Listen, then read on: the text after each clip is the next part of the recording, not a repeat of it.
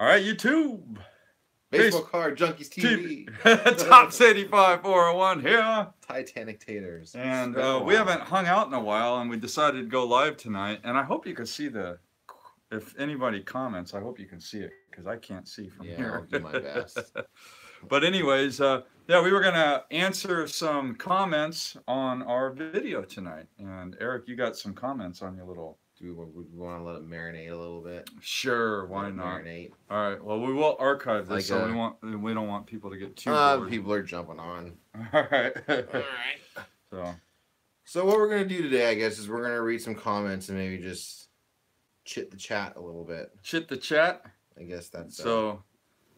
And I see people are commenting, but I cannot see your comments, guys. So sorry. But sorry if Eric can see them, that would be awesome. But anyways, what's up, everybody, and thanks for joining us. Oh, I see Snoop's Franklin figure there, so I know Snoop's in the house. So we're going to start with this one because it's appropriate. Okay. Well, it's appropriate. I don't know what he's going to read, so we'll find out. So this is from Peter Makita. Peter Makita. This is from a while ago. Okay, a while ago. Where the hell have you guys been? I thought Nate did a drop the mic walk away after his Hall of Fame induction. Oh, no. Eric, did Nate grow a hat size yet? Is he now a prima donna to work with now? LOL. The answer to that question is he's always been a prima donna. Yes, I'm a prima donna. So thanks for the comment. And yeah, you know, to kind of answer that comment, it's really difficult for Eric and I to get together and make these videos. It's a lot of work. I know a lot of people talk about sometimes, you know, making videos for YouTube can be a lot of work, and especially when you collaborate with someone, for both of us to find time where we can actually hang out. Yeah, it's a lot of work, and sometimes we'll make like 3 or 4 videos in a night and then spread them out over the course of a month or two, but we don't have any backed up videos, so that's why. Very clever. Eric's going to check out the comments on his phone live tonight. So hopefully I'm clever. Okay, so here's one. This is from Jason Rogers. This is from a while back also. I'm just now getting back into the hobby. Very different from when I left in the late 80s. Yes, for sure. Would love a video about the most desirable rookie of today's stars. There seems to be hundreds of choices for each player. Very hard to separate the junk from the top tier cards. Thanks. Yeah, so it's definitely a huge difference from the 80s. Yeah. You had one. I mean, it started to get to like 4 or 5, maybe 6 rookie cards of a player towards the late 80s. But definitely like now where you have hundreds of rookie cards. Literally hundreds of rookie cards. But typically, like I think we actually talked about this on a video, our last video, or maybe a couple of videos ago. Yeah, you want to get the Topps Update rookie or the first Bowman. Yeah. Or first Bowman Chrome or first Bowman Chrome autograph rookie. A good place to look if you're just looking for the base rookie, like what is considered the rookie card of that player, is to check out the set registries on PSA. Yeah, you can do it for free. PSA.com or just look up. Yep. You look up the set registries for the key rookie cards on PSA.com, and that'll kind of guide you to where the hobby trends are at, or where they will go eventually. Yeah. But then, like nowadays, also like there's a lot of like autographs. So like your Superfractor autograph is always going to be your most sought after rookie card, but and it's not even a rookie card. That's like a prospect card, right? Yeah, it's like the 2 years before their rookie card. Yeah, that's a hard one because there's just so many different cards out there and so many parallels. Yeah, refer to the video that we did about a month ago if you haven't checked it out. If we have time, I'll post a link. There you go. On. Yeah, when we archive this, we'll probably end up archiving this tonight. Yeah. This is a good one. Okay, so this is actually, I'm not sure if this is a good comment or not. All right, well, you might as well read it. Who's it from? David McIntyre.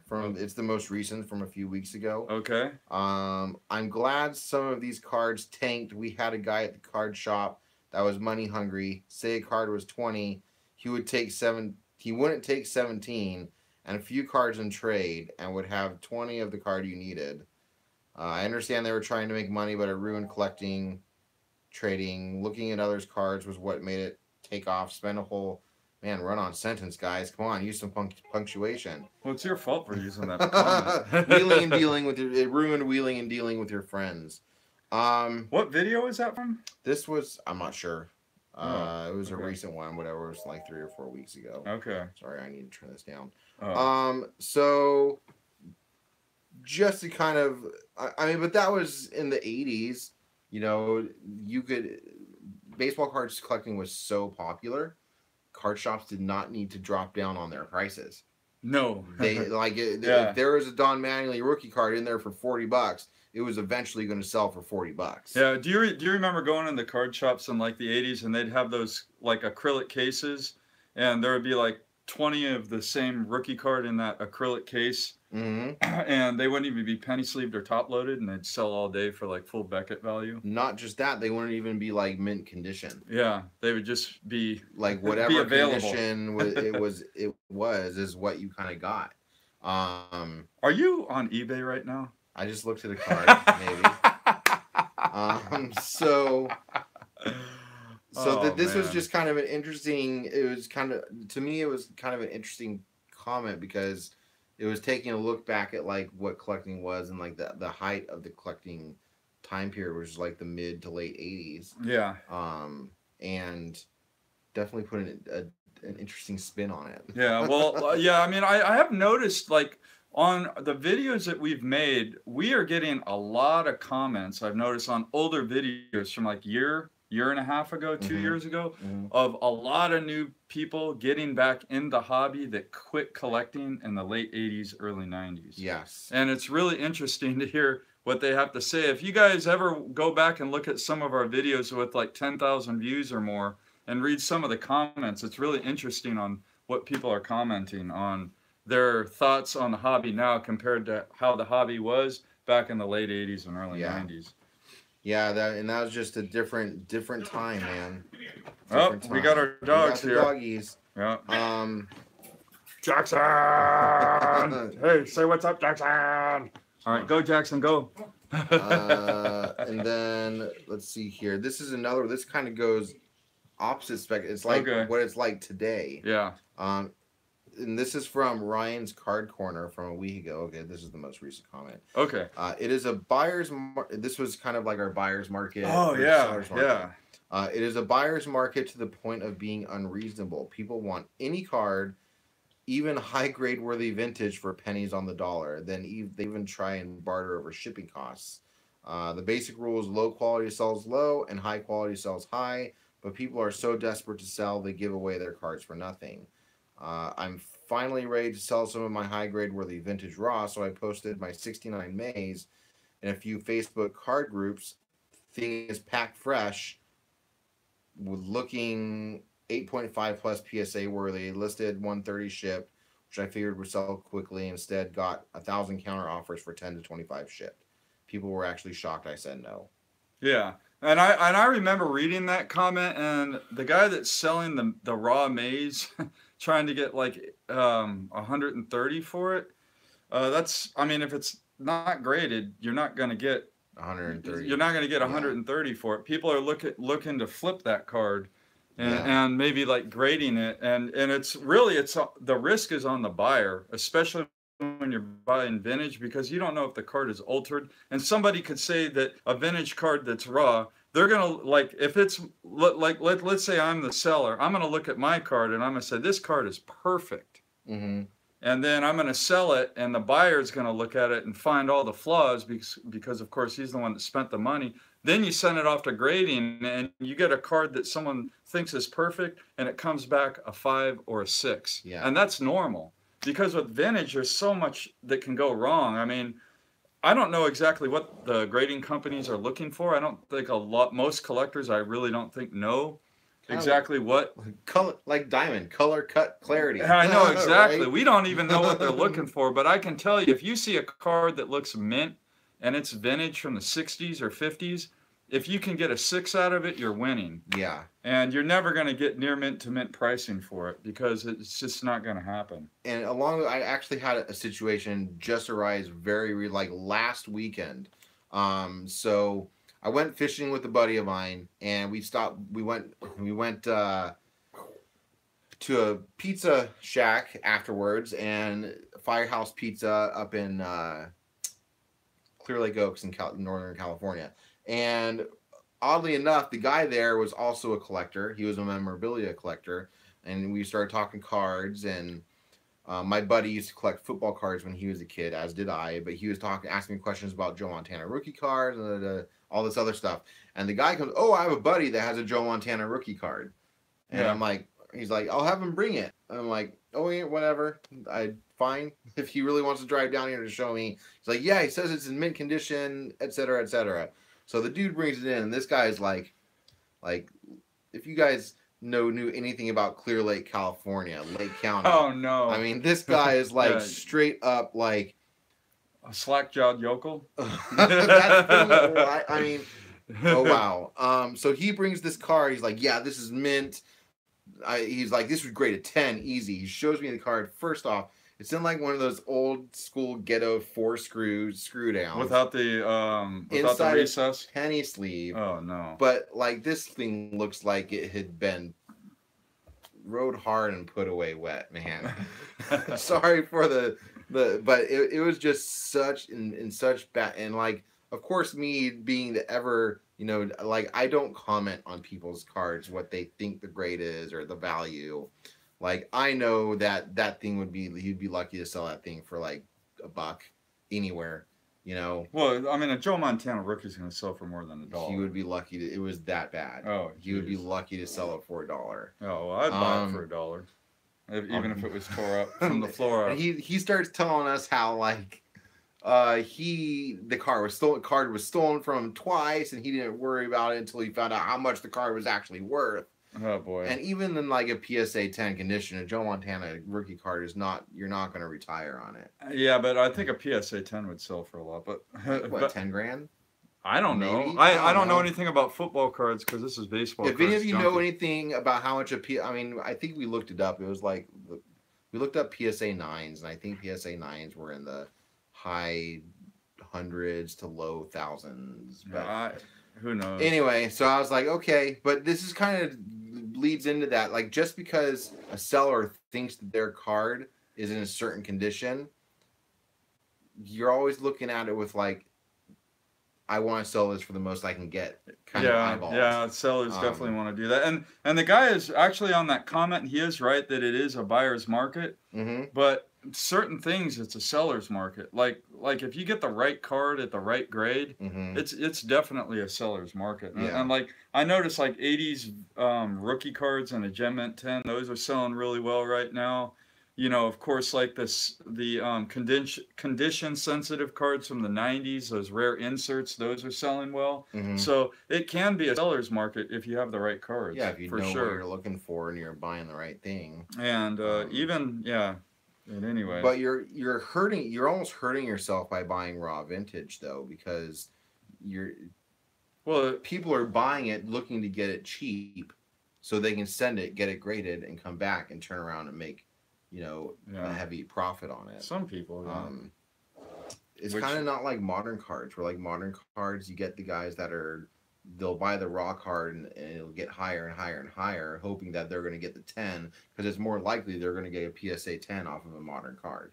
Yeah, well, if you know what you're looking for. Yeah. Anyway, okay, another comment or question. Next one. And guys, again, just to remind you, we are reading comments from previous videos. Yes. So, randomly found your channel. This is from J2 181. Randomly found your channel and find the info extremely helpful. So much thanks. Any chance you could make a video about the current state of the hobby, new collectors coming into the hobby, state of card shops, which I actually found is the most interesting to me of this question. Future of cards would be so great if so. Took a break from collecting since 2012. Oh, okay. So he took a small break. Yeah, small break. So state of card shops. That's a great question. It's a good question. I picked this one because I was actually thinking about it just from the other question, one of the other photos I snapshotted or comments. State of card shops today. There's not as many as there were in the 80s, obviously. There's a fraction that there were in the 80s. I think the only way a card shop can be successful now is if they're not just utilizing retail traffic and they're also utilizing eBay and COMC. And commerce. And also they have to have events. Yeah, you have to have events, and you have to like card shops have to go to shows and that kind of thing, and they have to put themselves out there online. Yeah. But if a card shop is run properly, they can be very successful. There's actually, if you guys want to check it out, maybe we'll put a link down below, but there's a guy that's been on YouTube for probably the last 10 plus years, RBI Crew 7. He has a very, very successful card shop. He has trade nights where people actually fly in from all over the country to do his trade nights. And then our local card shop is pretty successful. And I talk with the guys that run it, and they buy a lot of collections from online and get people coming from all over to buy their collections, and they sell a lot of stuff, and like they make appointments with people, you know, for high-end stuff. So there are ways for card shops to be successful. And as customers, to get the most out of a card shop, you got to talk to the owner and ask them, you know, if you don't see anything in the display cases, if you're looking for singles, you got to ask them, well, do you have anything else that's not in the display cases? And as a customer, a lot of times that's where you're really going to find the gold, is where, you know, in the boxes that aren't, that are in the back room or something like that. So comment, so that was kind of my take on that. Current state of the hobby. Current state of the hobby? It's pretty healthy. Yeah, you know, the hobby was oversaturated in the late 80s and early 90s. The problem with the hobby then is there were hobbyists that were in the hobby that were in it just because it was the thing to do, not because they were sports fans. Yeah. But now I think the majority of the people in the hobby are actual sports fans, are passionate about sports, and they're passionate about the hobby. And I would say that the hobby is pretty strong. It's gained a lot of steam, I would say, since I joined YouTube, which would be around 2009, 8 or 9 or 10. Helped. Mike Trout, I would say. Yeah, I mean, definitely there is a face to baseball with Mike Trout, where, well, I guess there's always been somebody. I mean, before that, it was Miguel Cabrera, and before Cabrera, Griffey. I mean, I mean, so you got to have a face to the game, but yeah, definitely a lot of excitement in the game, a lot of power hitters. Power is always going to bring people into the hobby. More Everybody so likes a home run ball. strikeouts. Yeah, it's like baseball right now. It's like strikeout, a walk, or a home run seems to be the result of over half the plate appearances, which is, as a fan, maybe not the most enjoyable thing. As like a hardcore fan like that's myself. what they call it, a true outcome stat now. Yeah, I know. I saw a video about that. It's either a home run, a strikeout, or a walk. Yeah, you don't see a lot of balls put in play. Yeah. So it's really interesting. Yeah. Let's see here. So let's look at some of these here. So, these comments are popping in fast. Oh, okay. Oh, okay. Now Eric's going to read some comments from Hall tonight. of Fame collector. I'd argue there are still too many products. I really miss Upper Deck. Well, yeah. I mean, so that's kind of an ironic comment, because you're saying that there's too many products. However, you still wish there was Upper Deck. So you're wishing there was more product. But the irony is strong with that one. But you know, I mean, I don't know that there is too much product, because it's all being sold, and the manufacturers are only going to produce what they can sell. And I think there's a demand for everything. Now, I think the demand isn't so much for people buying singles. It's really for this is like a whole different subject, but there's a group of collectors that have an addiction, and those are the box breakers. And I think that's where the demand comes from. For the box breakers, a secondary market, especially for single player collectors trying to complete a rainbow or something can be a little bit overwhelming. I've also and I noticed think that the boxes keep getting smaller and smaller. Yeah. Fewer cards, fewer cards. Yeah, and well, because they're you know they're putting all hits in a lot of the products. But Yeah. Deck, they did the best documentation for their patch cards in the early 2000s. They were just fabulous documentation on those patch cards. So, and I think that's what a lot of us collectors miss about Upper Deck is those beautiful, gorgeous patch cards they were making in the early 2000s. Just unbelievable product. But we can still collect it. It's just you're just gonna have to pay the big money, right? But that's what we want. We want something that's authentic, that has good authentication. Yep. What is the biggest card in your opinion in both of your collections? Well, what's the biggest card in your collection, Eric? I don't know. Is it like what would can we sell? Probably, like right now, like it depends on who you ask. If you ask someone who only collects nowadays cards, it'd be I think it's a 2000. Well, I'll show you guys mine too. I got two different ones. I'll show you guys. Auto patch. Yeah, that's a good one for sure. I'll show you guys mine. Since someone asked, I got two answers to that I know question. what he's gonna show. Well, I got two different cards I can show. I know one of them is gonna be the BATKNOB. And is the other one going to be? Let's see if I can find it real quick. Is it a Bonds card? No. It's not a Bonds card? These are the two biggest cards in my collection. And they're not graded. So the first one is the Diamond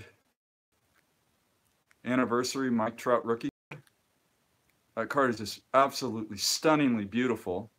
I love this card.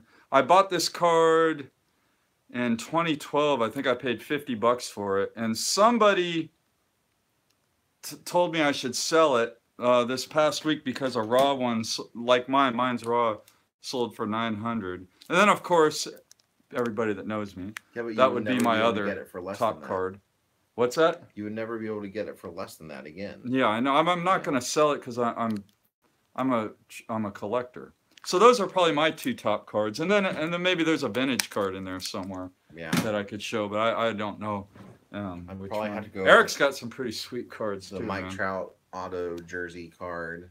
The Derek Jeter autograph. Derek Jeter card or whatever it is. There's a few of them in there. Yeah. Let's see. In the process of thinking through. Come on. There's a lot of comments in there. So thank you guys for your comments, by the way, man. Say something about it. All right. Oh, okay. So here's a conversation Eric and I were having the other day. And we might make a video of this later, but I'll talk about it while he's looking for a comment. And the conversation we were having is, in the event that, as a collector, one of us suddenly passes away, and you're married, or what are you what's gonna happen to your collection? Do you have a backup plan on, the people that are going to have to cash in on your collection, right? Is Beer League considered a baseball movie? No. I've never heard of Beer League. Anyways, my suggestion for everybody is have a buddy system, a fellow collector that your spouse can go to that will help them sell your collection. Or another person I know puts the current sale price of the cards on the back of their card. That way his wife will know what they're worth if he were to pass away. Just something to think about, right, guys? All good suggestions. Yeah.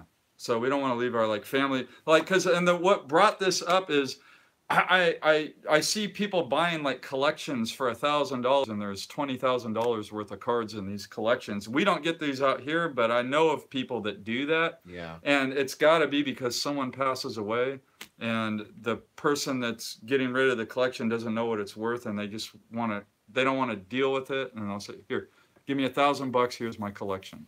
What's from Zombie Collector? What's your top 2 baseball films of all time? Oh, man. Top 2 baseball films. Well, one of them has to be The Sandlot. And the reason why I like The Sandlot is because of that 4th of July scene where they're playing baseball under the fireworks. I love that whole movie, The Sandlot, but that scene is why baseball is such a beautiful sport. It depicts it perfectly. So that would be one baseball movie. And then probably maybe The Natural. I like that one. I can dig it. I'm gonna go with The Sandlot and A League of Their Own. Ah, yes, A League of Their Own is a great movie as well. Yeah, because both of those two movies have the most quotable. They are the most quoted baseball movies. For sure, man. Though Major League is good. Yeah, Major League is good if you're up for a comedy. There's a lot of great baseball movies. I like 61. I like the Jackie Robinson. I just watched 61 the other day. Yeah. I really liked 42. Yeah, 42 and 61. Those are great movies. There's a lot of good ones. Yeah. Bingo Long Traveling. That one was a good one. I did watch that. That was a good one. Yeah. But yeah, League of Their Own and Sandlot for me. Yeah, yeah. Those are good. Yeah. Let's see. Field of Dreams. Yeah, Field of Dreams. I almost barely consider that one a baseball movie. It is a baseball movie. I mean, come on. It's just, it's kind of like, it's kind of like a magical baseball movie. Is it baseball? Is it not? I don't know. Anyway, there was a tuber, Troy Rudder, that went to that field this past week and posted a video on it. It was kind of interesting. So very anticlimactic, to be honest.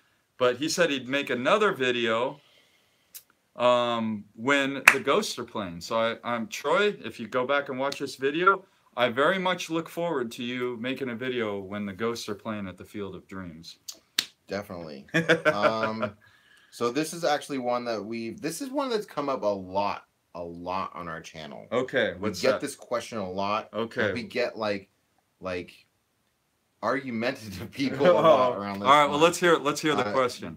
From Delmarva Sportscards, do you think there is going to be any value in the future for junk wax era cards? The answer to that is there already is. Absolutely there already is. PSA 9 or higher rookies of junk era players or junk era wax rookies are like getting into the astronomical. Yeah, especially if it's like 1986 or before. Because the grading is kind of tough on some of those old junk wax cards. I mean, you see people breaking wax and they'll bust a whole box and they'll see 1 or 2 slab cans, as Elite Co 3 would say. You don't get that many slab cans out of those. I mean, and this is like fresh, packed fresh stuff. 86 Topps Tiffany, Bo Jackson, a PSA 9 sold for like $2,500. A 9? A 9. I better slab mine for Tiffany Jackson rookie. Not a 10? Not a 10. 10s are going for like more than that. Wow. Jeez, man. I better send mine in. Yeah. It's pretty cool. Or no, maybe it was. I would think it would be a 10. I think the 10 was like between $2,500 and $3,500. Yeah, I was about to say. And then the 9 was like in the $1,000 range. Yeah, that's ridiculous, man. I used to have 2 of that card. I sent one off to a friend of mine. Yeah. And I bought both of them raw. I think for like $3 on eBay about 15 years ago. Two Bo Jackson Tiffany rookies for like $3 plus like $2 shipping. So I paid like $5 for both of them. Yeah. Now those things are worth hundreds. So the answer to that is there already is value. Yeah, there's definitely value in junk wax. As far as like, I mean, you even see people like Mike, aka Hall of Fame collector. You know, I mean, he's buying all these slab, you know, like PSA 8s, PSA 9s. For the monster. He's feeding the monster, as he says.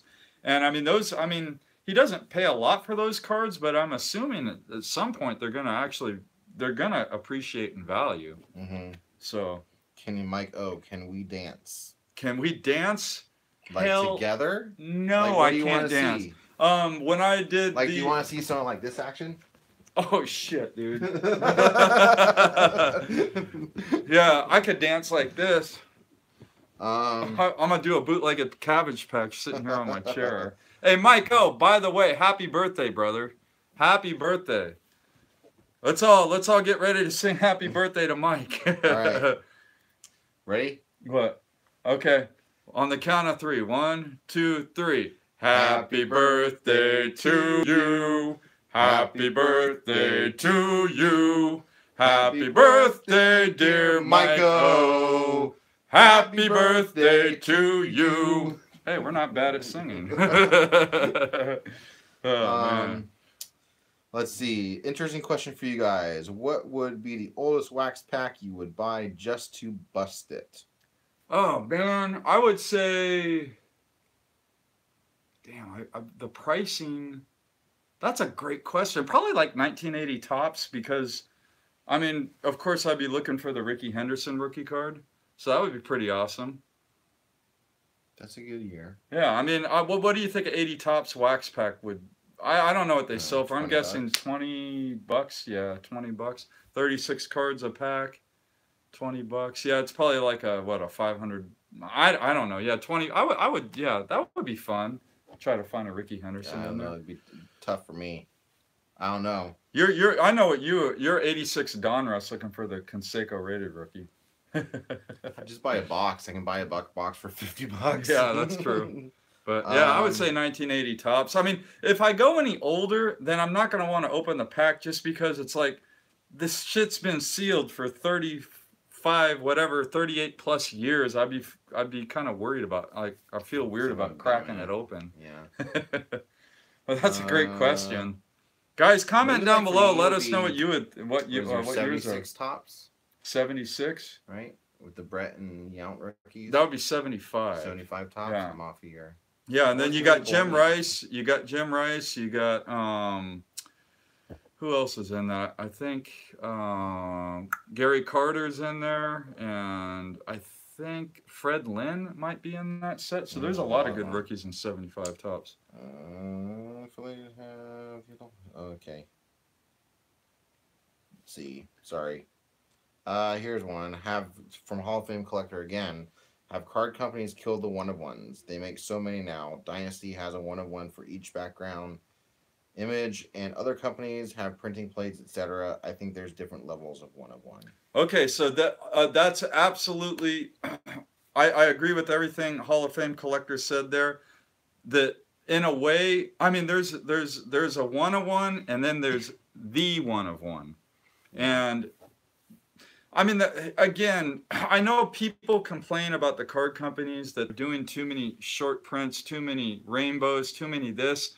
But the truth is, the card companies are making what people want. They're making what people are going to buy. And so, in my opinion, no, they're not making too many one-of-ones. However, yes, they've killed the value of the one-of-one.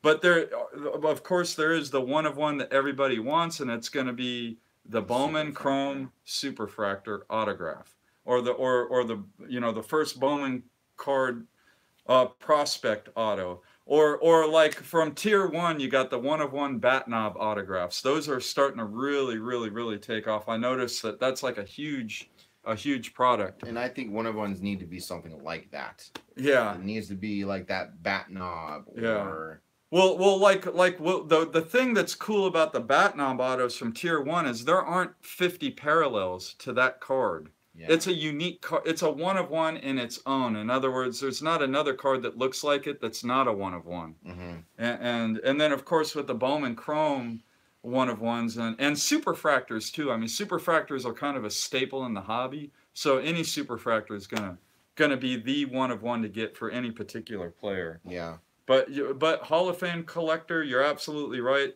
The prices, the value, like there's not astronomical value in one-of-ones unless you have the one-of-one that everybody wants. So it's supply and demand. It's usually going to be the rookie card. Yeah. Yeah, the rookie card, bat knob auto, I mean, whatever, those types of one-of-ones. And personally, I could, tier 1 or superfractor. Or not, it wasn't Triple Threats, has the white whale. Yeah. The white whale one-of-ones. Mm-hmm. Yeah, people like to chase those white whales as well. So, but great question. So what else? What do you guys think of Greg Bird? Was thinking of starting a PC. Well, I am not. I think Greg Bird's been around from since 2010 maybe, and I think he's just a Major League Baseball player. And if you like him, then you should collect him. So I mean, why not? Yeah.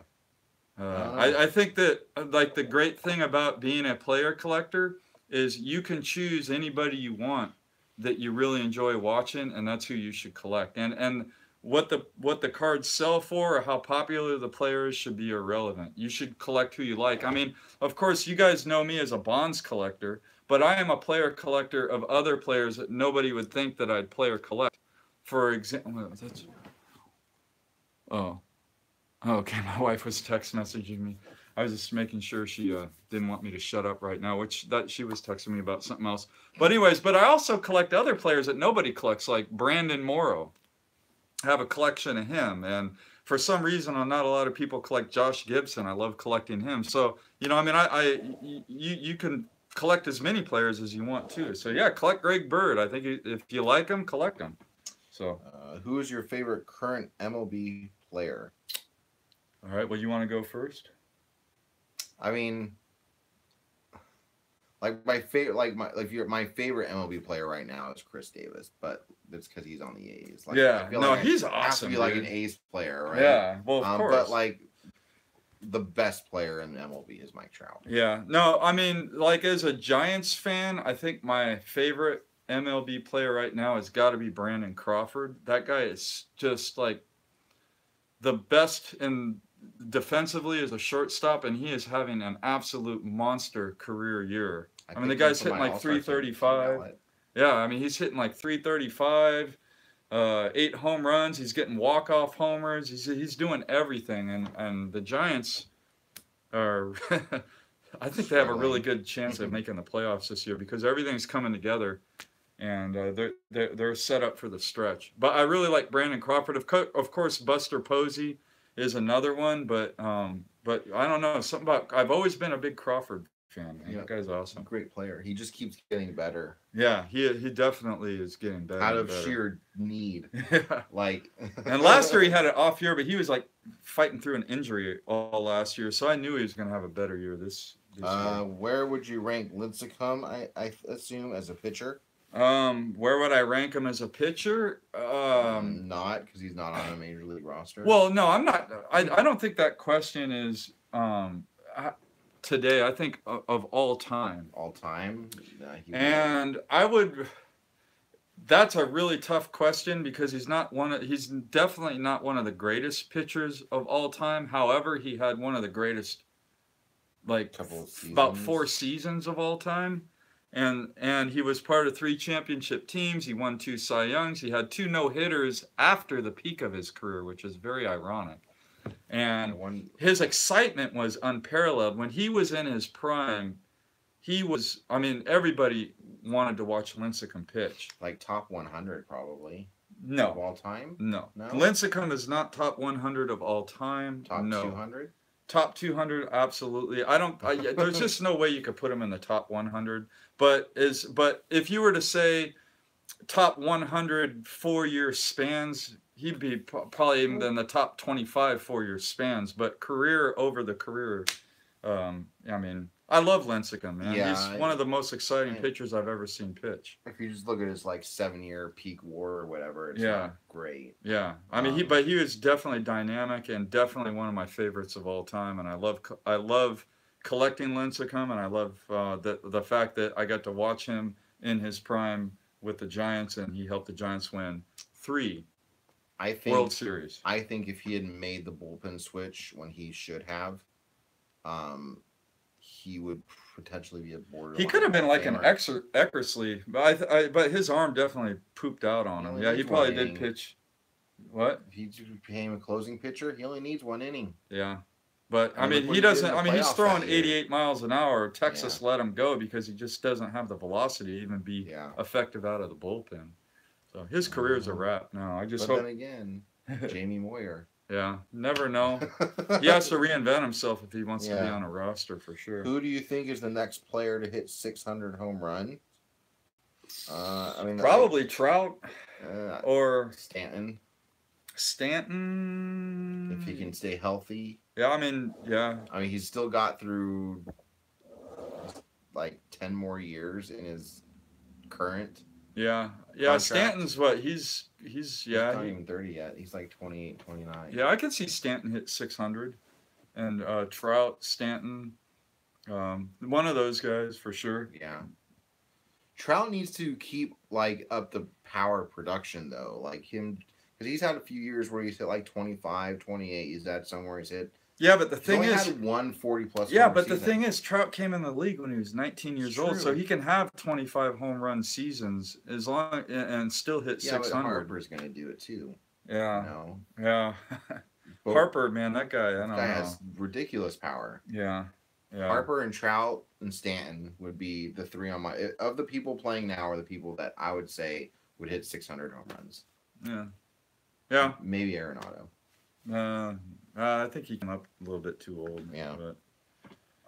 What's your opinion on digital cards? I get pissed off when I see a really cool card on eBay and it's a freaking digital card. Digital. I think digital cards are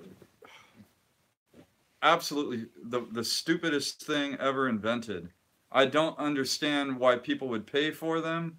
I don't see any value in them, and I think that they should be completely eliminated from the hobby. Yeah. I think that it's the most ridiculous thing I've ever seen. I mean, I could get a digital card for free just by viewing it on an eBay listing, because that's basically what you're buying. Is you're buying image. You're buying an. Why would someone pay? I've seen some of those things like people asking $25 for them. Why would you? I don't even get it. I don't understand it. Yeah. So I think it's for a game. I don't know. Who cares? Why would you spend $25 for an image?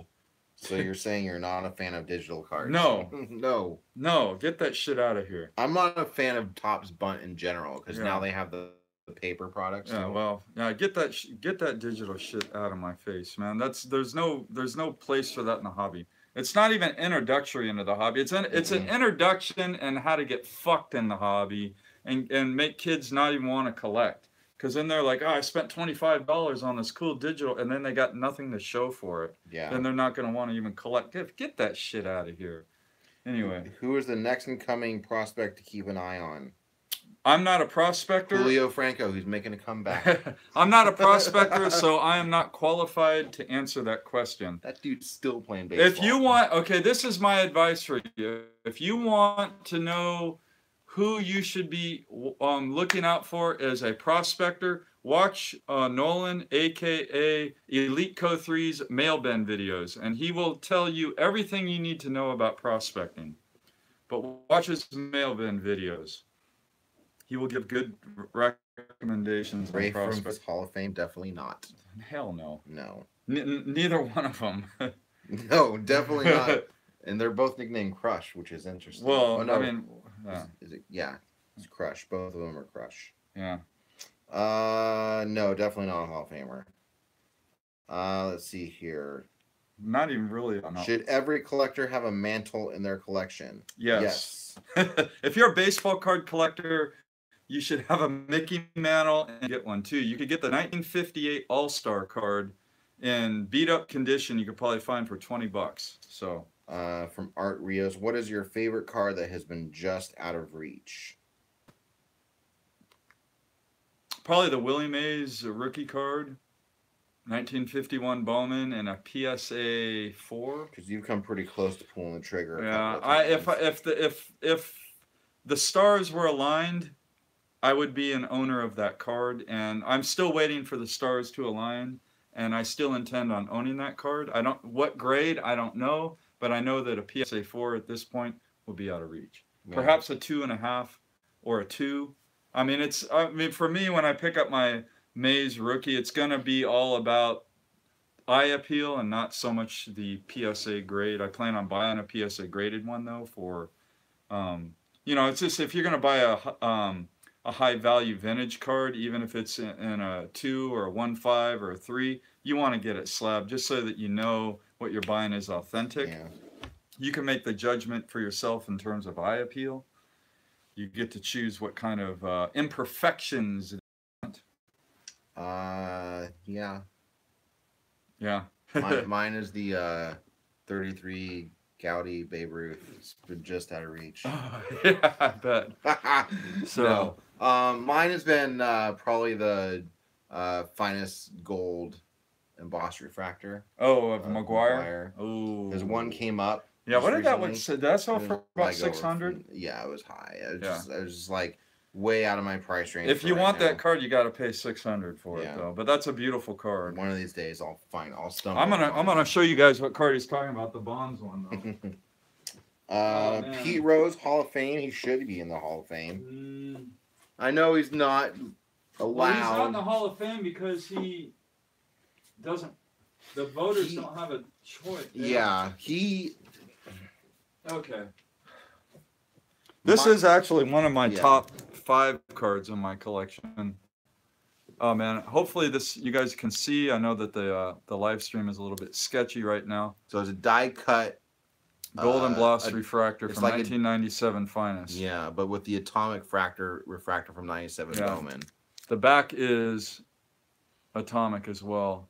But these things, if you have the Griffey would be the key card in this set. It probably would sell if it was 10. I'm guessing it would sell for 10 grand. Yeah. But so Griffey shit's just going crazy. His tough to find 90s inserts are going nuts. So Ray from Philly asked if Pete Rose should be in the Hall of Fame. So my take on Pete Rose's situation should have been that he should have been banned from the Hall of Fame as a manager because that's where he made his mess up. As a player, he still should, because it's 2 separate things. He should have still been allowed to be in the Hall of Fame as a player. My opinion, should Pete Rose be in the Hall of Fame? I would say, here's the thing about the Hall of Fame, and this is what I try to explain to people. First of all, a lot of people don't know this, but the Hall of Fame is not affiliated with Major League Baseball. It's a separate entity from Major League Baseball. And so with that in mind, you know, us as fans, we get to decide ultimately who are the greatest of all time. And Pete Rose is absolutely one of the greatest ball players of all time. He's the most overachieving baseball player in the history of the sport. He got more out of his skill set than anybody has ever gotten from a skill set that Pete Rose had.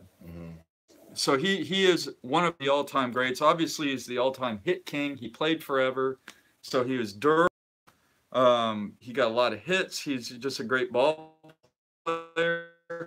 In the Hall of Fame, the thing about it and the way I answer it is the voters don't even have the opportunity to vote for him. So even if he was eligible to be on the ballot, I would like to think that the writers would vote him in, but I don't even know if they would. And I don't know if he should be a Hall of Famer. To be honest, I don't know if Pete Rose should be a Hall of Famer. However, I can tell you Pete Rose is one of the greatest to ever play. But I don't know, man. The Hall of Fame to me it's just, I don't know. It's kind of a shame that what it's become. Let's just put it that way. And don't get, I mean, people know how I can rant a little bit, but don't get me started because there are players in the Hall of Fame right now that use performance-enhancing drugs, and everybody knows it. There's almost like, whenever I mention this, no one ever debates me or argues with me or says that I'm wrong. There are players in the Hall of Fame right now that use performance-enhancing drugs. You're wrong. Fuck you. Anyways, no, but there are. I mean, it's a fact. And then Pudge, Bagwell, and Guerrero. I think Guerrero used as well. That's 4 people right there. And they all I'm almost confident that all 4 of them, and I know for a fact at least 3 of them, use performance-enhancing drugs. They're in the Hall of Fame. So, and then there are other players that aren't. So, I mean, who cares? So it's just too bad. The Hall of Fame is kind of a mess right now.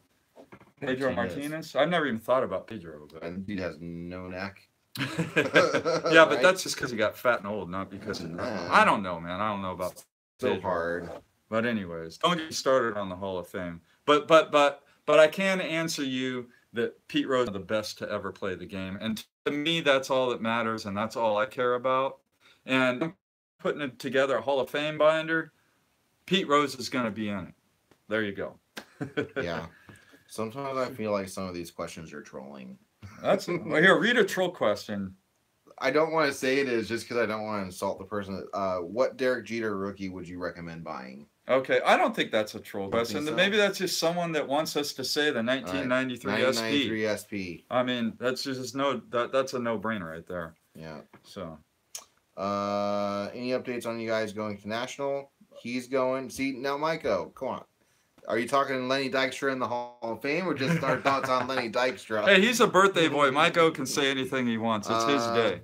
He's probably drunk anyway. He's probably been drinking beer all day, so now he's talking shit. I am not going to the national. Nate is going to national. Oh, wait, whoa. Don't speak for Nate. Okay. Nate wants to go to the national. Oh, that's it's right. contingent on the timeline of my wife's breast cancer treatment, whether I can go. And I will know probably in about a month. I can tell you that my wife really wants me to be able to go. Mm-hmm. And I'm only going to go if I'm comfortable and if she's not going to be, because by then she's going to be getting her surgery. And if it's going to be before the national, I'm not going to go. But if it's after the national, then I will go. So it just depends on when she's getting her surgery after her chemo. There you go. Yes, Maiko, Lenny Dykstra is a nutcase. He got like just arrested recently. Yeah, what happened? He's like took like a Nick Nolte style mugshot. Yeah, no, I think he said something inappropriate as well. I can't remember. I don't know. Dykstra definitely. Oh, Dykstra did steroids. John Crook did steroids. Yeah, but they're not Hall of Fame. Yeah, they're not. I mean, all those guys. Even the guys in the 70s took performance-enhancing drugs in the form of greenies, which no one, that's just... It's speed. Yeah. It's amphetamines. It gives you energy, that unfound which energy. by 80s would have gotten them banned from, would have put them on kind of the blacklist like Darryl Strawberry and Dwight Gooden. And... Yeah. So what other questions we got? You guys are asking good stuff, man. What did Aaron Davis say? What's Aaron Davis saying? I saw Aaron Davis in there, right there. Don Newcomb, Minnie Minoso should be in the Hall as well. Breaks my heart they're not in. Yeah. Well, Minnie Minoso, I think I would like to see him in the Hall of Fame. I don't know enough about Don Newcomb to have an opinion, but Minnie Minoso had, he was a pretty good ball player, and his contribution to the game was pretty awesome. Yeah.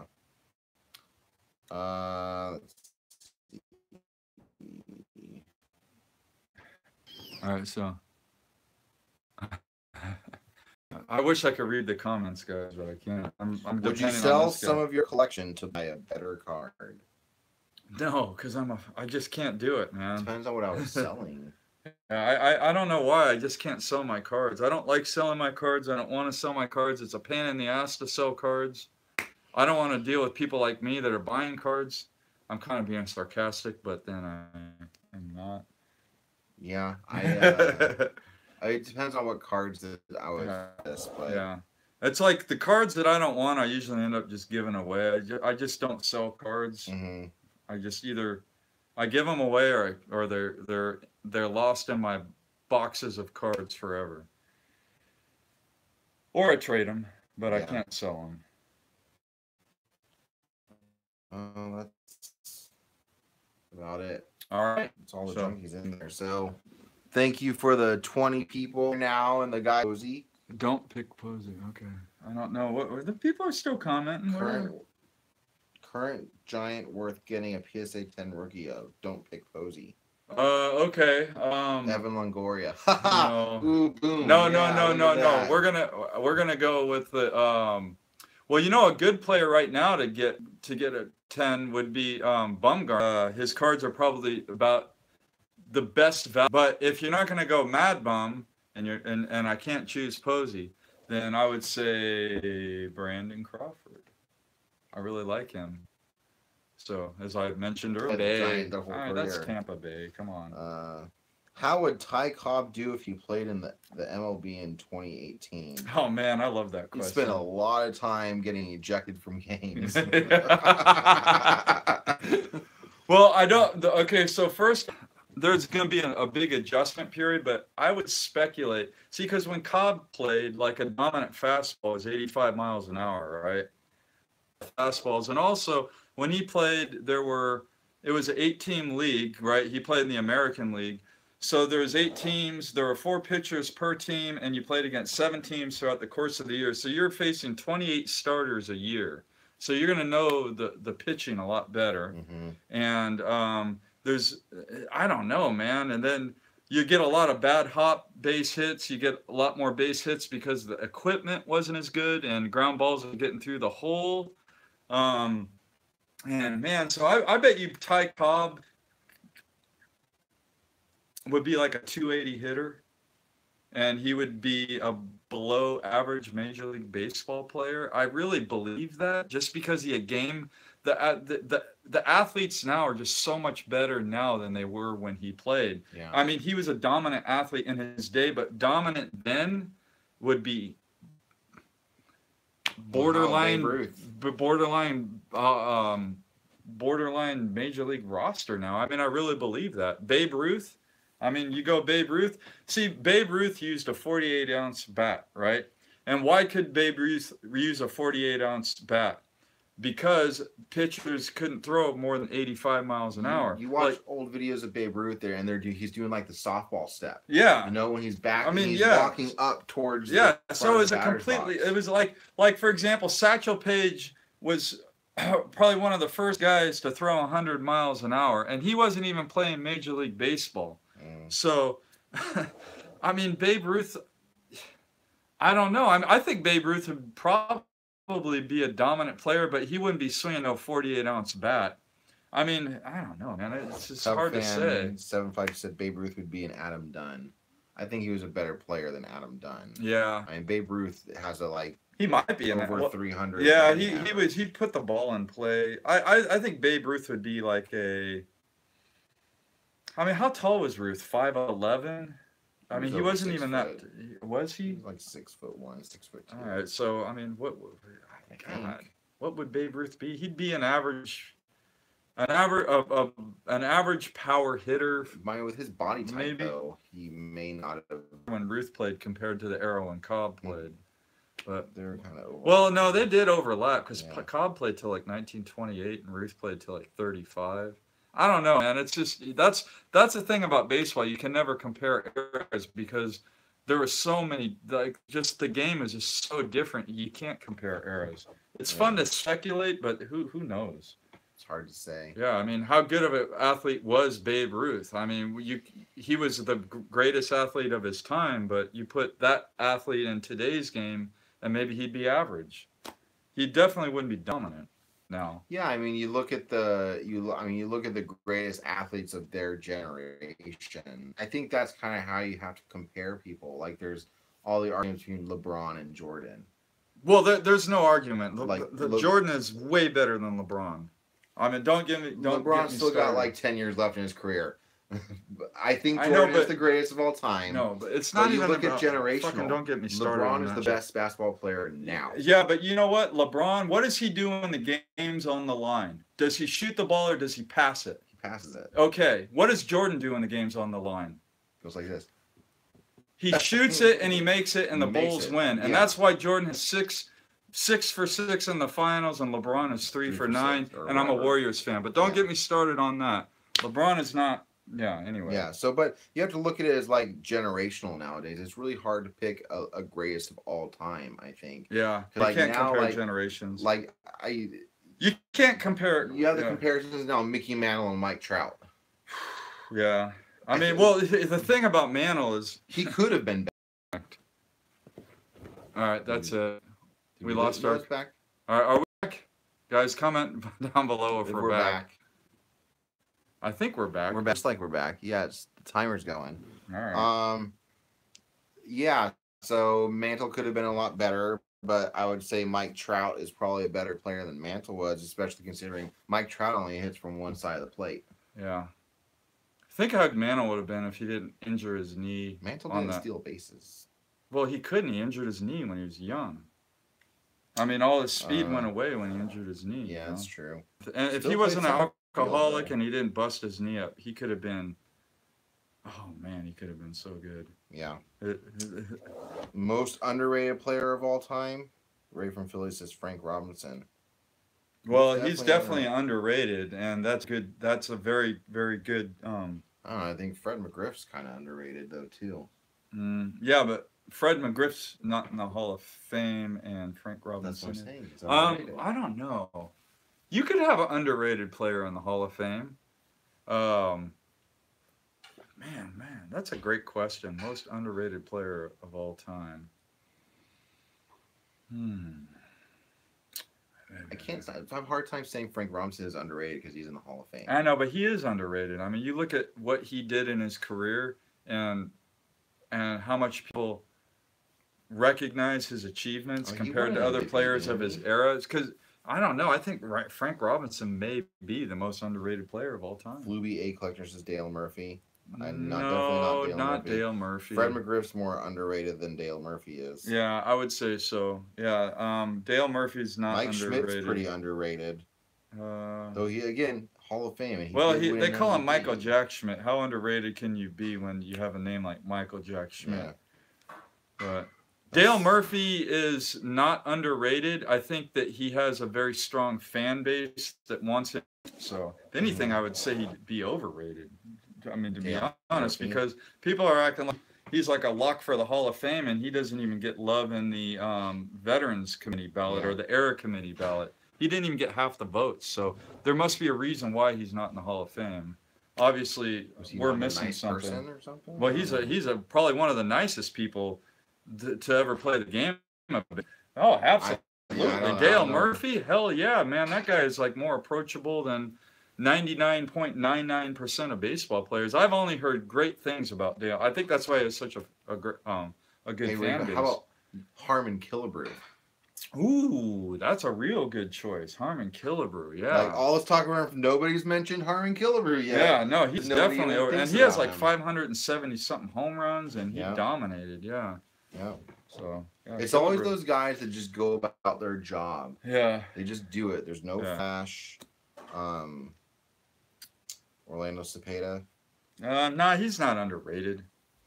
I'm gonna stick with Harmon Killebrew. Yeah, Killebrew is good. In the hobby now, he's like super under. You can get a Killebrew autograph for $50. No, you can get a Killebrew autograph for probably if you get one of those Hillshire ones, those Hillshire autos, you can probably get them for like $10. I know you can probably get a Hillshire autograph Killebrew for like $10.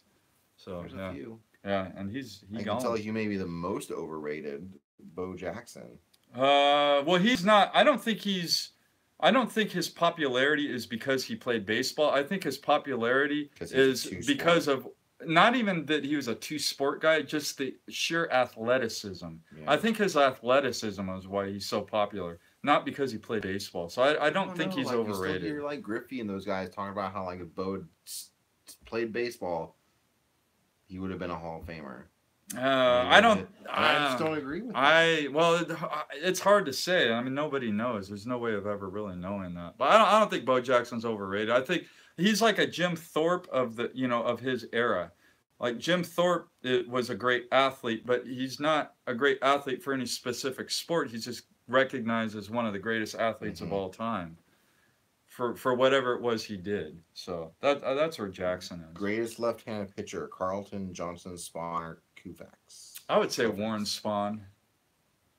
Spahn? Yeah. It's hard to say. I never saw any. I mean, Koufax had the greatest run, like a 7-year run. But Warren Spahn, I would say. I mean, Randy Johnson has the most wins. I don't think Kershaw has ever. Carter's kid says Johnson is soon to be Kershaw. I don't think Kershaw is ever going to be one of the greatest left-handed pitchers of all time. Yeah, he's just not durable enough, Kershaw. That's what's going to kill him. His durability. I mean, he's kind of like a Koufax as far as like maybe Koufax left because he's like, I'm leaving. Well, see here. Jeff Kent should be in the Hall of Fame. Yes, definitely. I agree 100%. Yeah, Jeff Kent is pretty. He doesn't even sniff like getting 75% of the vote. If you let Mike Piazza in just solely based on the fact that he's the greatest offensive catcher of all time, then you got to let Kent in because he's solely the greatest second base offensive second baseman. Yeah. Yeah. He's definitely, it's kind of, because a catcher is expected to have power. Yeah, Kent is definitely a weird case, and I don't think he'll ever get in the Hall of Fame either at this point. Let's see here. I mean, he's not even playing right now. Yeah. Bellinger, is he? I don't know. Well, I don't like his swing. Yeah, no, Judge he's the real deal. Last year I wasn't sure how he would adjust to the league in his second, full season, but he's proven that he's a dominant player. I mean, he does strike out a lot, but he's producing. So he's 100 home runs because he came up when he was older, but he's going to have a nice little 10-year run. I don't know so Carter's Kid says catchers are expected to have a glove, not power. Power hitting catchers are unicorns. But I look at all the great players that are in the Hall of Fame. They're all, Gary Carter was a power hitting catcher. Yeah. Yogi Berra. Mm-hmm. Ivan Rodriguez was a power hitter. Yeah, but Bench was a power hitter. Yeah, but see, all those catchers are in the Hall of Fame because they were power hitters. Yeah. You put those statistics into a first baseman, they're not. None of them are Hall of Famers. Yeah. So I think that's probably Steve's point. I guess. I would guess. So, to be like, you don't have a single catcher in the Hall of Fame that's in the 500 home run club. Well, they don't play long enough. Well, but then you don't have a single. I mean, I guess there's one first baseman, and no, there's a couple of first basemen in the Hall of Fame that don't have 500 home runs, but it's really rare. Like, for example, Lou Gehrig, but he would have gotten 500 home runs if he didn't, get ALS. And then who's the other one? I think there's one other first baseman with less than 500 home runs. I can't think of it right now. But like, for example, Don Mattingly's not in the Hall of Fame because he was a first baseman, but you put his offensive statistics relative to the length of his career into a catcher, he's probably a Hall of Famer. So, let's see here. Especially if he was a Yankee. How's Fluby A Collector wants to know how Jeff Kent's numbers are compared to Sandberg. Well, Jeff Kent blows him away in every offensive category. Yeah. Everyone. Yeah. He's much he was a much more productive offensive player than Sandberg. What team will Bryce Harper be on in 2019? I have no clue. The Yankees. But I can tell you one thing. Or the Harper ain't doing this year. So all right. So yeah, Harper's not doing himself any favors this year, hitting 220 or whatever the hell he's hitting. They don't care though. Like baseball, they don't care in baseball. Yeah, and that to me is a shame. Look man. at his walks. It's a shame that that guy can hit 220 and he's like, people are like, drooling over him. Still got OBP above. He does walk a lot. I mean, he's a prime example of walk, home run, or strikeout. Wesker Griff says Machado on the Yankees, Harper on the Red Sox. I could see that be on either the Red Sox or the Yankees. You think? Yeah, two teams that'll be able to afford what he's going to ask. Yeah, that guy's going to probably command $350 million or $400 million. He's going to sign a bigger contract than Stanton signed. Yeah. Easy. Damn, dude. Like, and I know Harper's is good, but imagine him with somebody backing him up like a Judge or the Cubs. The Cubs is another one. Oh yeah, because he's got the ties with Bryant. Yeah, baseball is going through a renaissance right now because is getting so strikeout dominant, and the hitting is getting so home run dominant. It's just it's fascinating to me, and it's changing fast too. This is like, I mean, it's been like the last 5 years. The league is completely different now than it was 5 years ago. It's amazing. Yeah. But I think you're going to see pitchers' career expectancies be like running backs in the NFL. Like 5 years and that's a wrap, because these guys are throwing like 104, 103 miles an hour. Then they get Tommy John, and then there's somebody else right on the pipeline that can go throw 100 miles an hour. Yeah. And the starters are throwing 5 innings now. It's wear and tear. Yeah, so that they're not getting worn out, and that's why you're getting so many damn strikeouts. It's just amazing how much Major League ball players are striking out, man. I mean, I think like you look at Scherzer, who's like really from the years prior on the Tigers and the Diamondbacks when he was coming up to when he won his first Cy Young Award on the Tigers. Yeah. Like was the year prior, he had a good season, but the years before that, it was just like he just like revitalized himself as a pitcher. Oh yeah, like, Scherzer's he's an incredible talent, man. So and that's what pitchers do. If you're going to be a Hall of Fame pitcher, you usually come up throwing, and then about 5 years into your career, your velocity isn't quite there, and then you learn how to pitch. And basically, that's the art of keeping the batter off balance. It's not about trying to blow him away with a fastball or trying to strike everybody out. But anyways, but Scherzer definitely made that transition from thrower to pitcher. I mean, that guy's just an incredible athlete. He's really good. Dude's pretty. Ray from Philly, your favorite sets of all time. We already did that one. Go check our previous video. I think it's actually titled "Favorite Sets Over the Years." Let's see. 1983 tops. 1983 tops. There's your answer, Ray. But you already knew that, but that's cool. Dean M says baseball will become #1 sport in USA because TBI will restrict contact sports. TBI will what? Okay, I don't know what TBI. About maybe UFC. Maybe, or no. Well, maybe he's talking about some kind of entity that's going to prevent NFL from being enjoyable to watch. I don't know. We really don't understand the comment, but it's an interesting comment. Baseball actually dropping in popularity. Really? With all the catcher rule, the stupid freaking catcher rule. No, the catcher rule. I mean, that's been around for. Like the games are getting longer. Yeah. The catcher rule. The catcher rule hasn't hurt anything, dude. It does. No, it hurts the game. No, it doesn't. You look back at all the collisions that changed the. No.